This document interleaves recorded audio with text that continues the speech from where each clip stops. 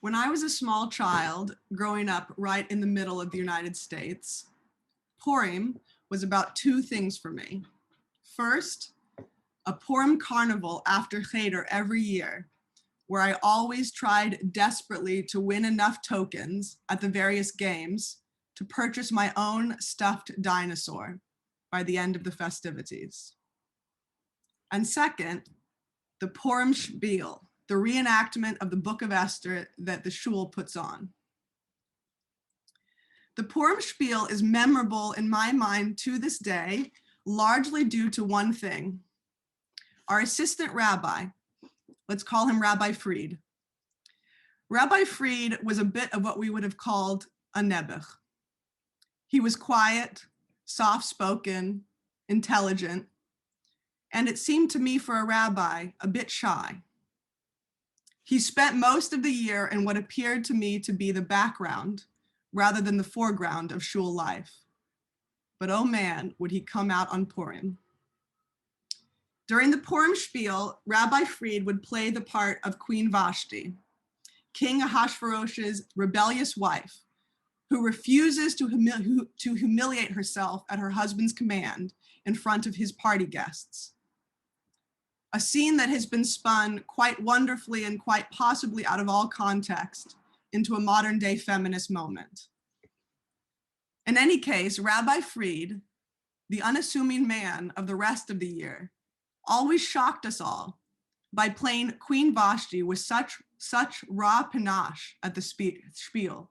He would enter the scene clomping in on these huge 4-inch heels, wearing a fabulously gauche blue sequin dress and a mad white blonde wig, white tights up to here. He would always steal the scene, not to mention the show. I mention this memory because I think it captures something that Purim is supposed to be about and something we don't always quite get out of it. Because Purim, in many ways, is the Jewish carnival, that festival of decadence and silliness and topsy-turvsiness.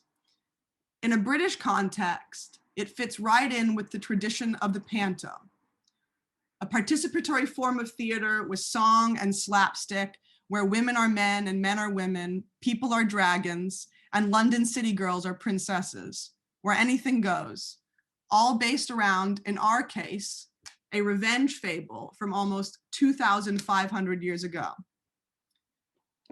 Various Jewish communities have celebrated this essential aspect of Purim, and I think in the modern West, we've forgotten a bit what that looks like. They think, for instance, that the tradition of masks and fancy dress probably comes from the Italian Jews, whose Renaissance traditions were steeped deep in masquerade balls and, yes, in Carnival, the festival that precedes Lent each year. Even the tradition of the Spiel, you can hear in its name, harks back to a Central European tradition. The Talmud backs up this raucous notion of the Carnivalesque Purim. First, according to classical halakha, or Jewish spiritual law, the Megillah of Esther, the Book of Esther, upon which this whole spiel is based, the Megillah can be read in any language you want. It's one of the few times when we're not required to struggle through the Bible in ancient Hebrew. We can listen to the words in any language we understand. Second, according to the Talmud, you should get so drunk at Purim that you can no longer distinguish, when hearing the Megillah read aloud, between the phrases Arur Haman, cursed be Haman, and Baruch Mordechai, blessed is Mordechai. Arur Haman, Baruch Mordechai. I don't know about you, but I'd have to be pretty blackguard. Now, whether this is hyperbole or not on the Talmud's part is perhaps besides the point. It's a send-up to the spirit of Purim, a time for reading our most famous revenge fable and laughing and rejoicing. Which does bring up for me what must be thought of as the dark side to Purim. The fable itself does include a lot of bloodshed. And worse than that, it has been used in the past in Jewish communities to incite anti-Gentile violence or vandalism on Purim. This is also a history we have to look squarely in the face. But I don't believe that that is the essential spirit of Purim itself. And this is where the importance, as always, of interpretation in Jewish tradition comes in. Because some, I think, have interpreted the story of Purim too literally And so when it says that the Jews in Persia killed 75,000 people in defense or in retaliation at Haman's plot to commit genocide on them, some in our communities in the past have taken a message of hate from it. I think, though, that the Book of Purim is a revenge fable much more in the style of Quentin Tarantino's *Inglourious Bastards* than it is in the style of an anti-Gentile propaganda piece. In that film, which came out about a decade ago, Brad Pitt and Michael Fassbender and a few other formidable Jewish characters run around Europe during World War II, shooting up Nazis in the bloodiest ways possible. That didn't happen in real life. That is not historical fact. The only way the film can be understood is as a revenge fantasy where Jewish and non-Jewish anger at the Nazi Holocaust can be acted out in the safety of a narrative fable. That is, here's what we would have liked to do if we could. In that sense, the Book of Esther is *Inglourious Bastards*, what the Jewish people wish we could have done during times of great persecution. And perhaps this is still difficult to sit with nowadays, but it is a subtler tradition than it's made out to be. We sometimes lose the nature of Purim in our modern life, as a madcap festival where up is down and down is up, Haman is Mordechai and Mordechai Haman, Esther and Vashti are men. We can't recognize anyone because of the masks they're wearing, and where the threat of genocidal violence is overturned, and so everyone gets drunk. This identity confusion is everywhere in the Book of Esther itself.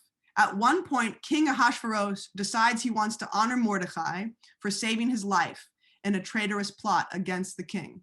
So the king asks his most esteemed advisor, Haman, "Haman, how should I truly honor someone who has served me well?" Haman, of course, thinking the king means him, lets his imagination run wild and says, "Well, your majesty, you should give him all the kinds of fine clothes and jewels and riches and set him up upon a beautiful horse and parade him throughout the kingdom." "Done," says the king, and he goes off to do such things for Mordechai. The rabbis make a wonderful joke in the Talmud. It's a very nerdy Hebrew pun about Purim. Bear with me. Purim, they say, is the twin and opposite to another holiday in the Jewish calendar, Yom Kippur. Why? Because in Hebrew, Yom Kippur is Yom HaKippurim, the Day of Atonement, and this Hebrew phrase can also be understood to say Yom, a day, like Purim. Yom HaKippurim, a day like Purim. So as Yom Kippur is a solemn day of reflection and chest beating with no food and no drink, Purim is the opposite, a day of rejoicing and gladness, full of food and drink. It is the shadow self of the Jewish calendar. I think Rabbi Fried understood this. So those white tights you've been wanting to wear all year, those high femme stick-on eyelashes, that twirly villain mustache, put them on, whether just in your heart or indeed on your body, and come to Kehila's drag Purim party a week Sunday. And may we all have a Freilichen Purim, a truly festive Purim. Chag Purim Sameach, and Shabbat Shalom.